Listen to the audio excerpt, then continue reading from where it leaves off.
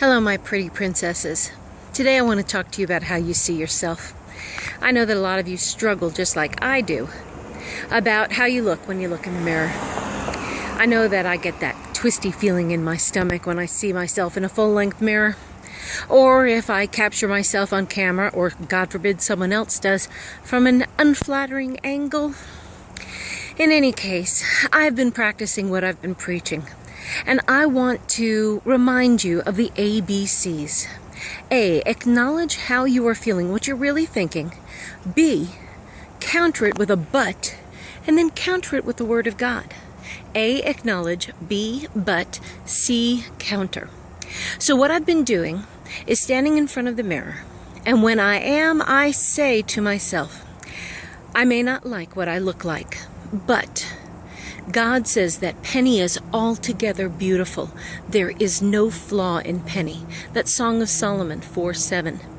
And then I will say to myself as a follow-up, I know the truth that there are many people who think that I am not beautiful. It's not their standard because I weigh more than they think is acceptable. But God does not judge Penny according to the outside appearance. God judges Penny according to her heart. See, I have to every day decide whose standard am I going to live by? The people in my past, society as a whole, or am I going to rely on what God says about me?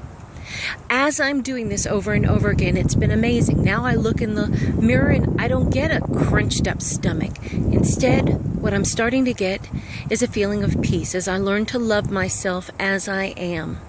And to acknowledge the fact that God's design for me, which took into account the fact that I would have an eating disorder, still means that He saw me before I was born, even at this weight, and thought I was still beautiful. I am still His design.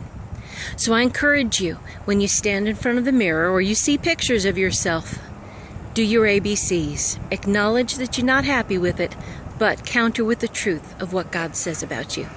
Be blessed, pretty princesses.